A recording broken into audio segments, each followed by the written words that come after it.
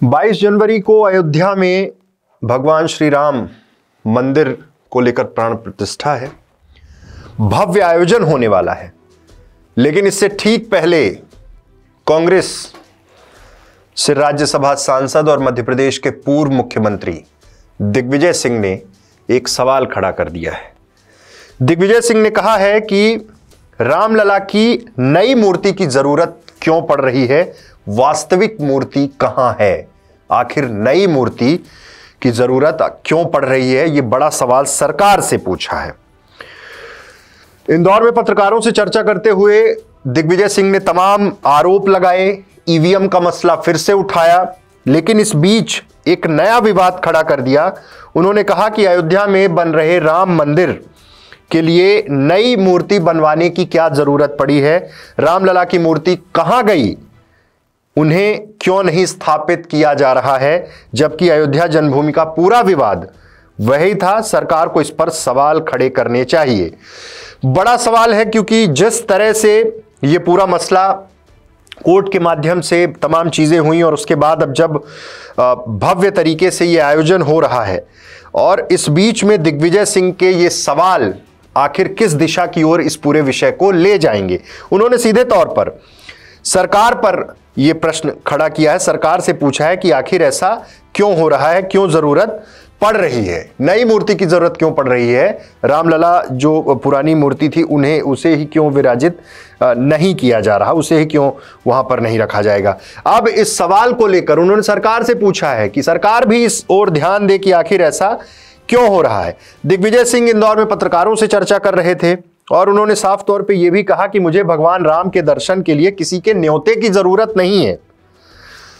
यह नया विवाद और इस विवाद से क्या कुछ आगे होगा, दिग्विजय सिंह ने बोला है। वहीं तमाम अन्य मुद्दों पर भी दिग्विजय सिंह ने बात की। ईवीएम के मसले पर फिर से बोले और कहा कि कुछ ही देश हैं जहां पर ईवीएम से चुनाव हो रहा है, और साथ ही उन्होंने यह कहा कि फर्जी वोटिंग, फर्जी नाम, मतदाता सूची जोड़े गए, ये तमाम चीजें तो रही, इसके बाद भी ये हार रहे थे क्योंकि सर्वे कांग्रेस के पक्ष में थे। मतलब उनका कहना था कि प्रशासनिक तंत्र बीजेपी के साथ था, लेकिन उसके बाद भी हार रहे थे। ईवीएम में एक ही आपत्ति है, हमें कहां वोट देना है ये हमारा अधिकार है, हमें 7 सेकंड के लिए वीवीपैट स्लिप दिखाने की जगह हमें दे दो, हम लेकर उसे मतपेटी में अलग से डाल देंगे और उसकी काउंटिंग हो जाए। अब यह भी पूछा गया कि कई राज्यों में जहां आपकी सरकार बनी है ईवीएम से ही वोटिंग हुई, वहां क्यों, तो उन्होंने एक नई चीज कह दी। बोले चोर कभी पूरी चोरी नहीं करता, उसे पकड़े जाने का डर होता है। इसलिए उनका कहना था कि महागठबंधन जो है कांग्रेस इंडिया अलायंस, उसके 18 दल मांग कर रहे हैं कि ईवीएम बंद कर दो, बैलेट पेपर से चुनाव करा दो और वीवीपैट की पर्ची मतदाता को दे दो, ये मांग है। 5 देश ही हैं जो ईवीएम से, उनका कहना था कि ईवीएम से वहां चुनाव हो रहे हैं।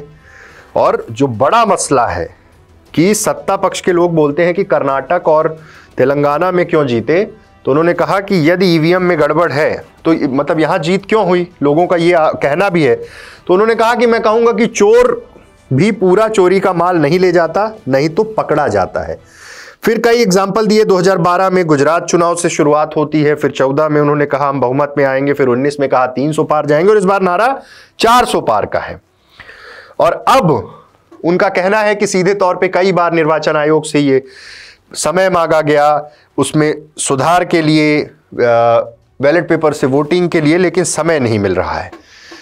लगातार दिग्विजय सिंह ईवीएम को लेकर बोलते रहे हैं। अब इस पर निर्वाचन आयोग क्या फैसला करेगा ये देखना है। लेकिन राम मंदिर को लेकर जो उन्होंने कहा है कि जिन रामलला की मूर्ति पर सारा झगड़ा था वो कहां है, वो मूर्ति स्थापित क्यों नहीं हुई, नई मूर्ति की आवश्यकता क्यों हुई है।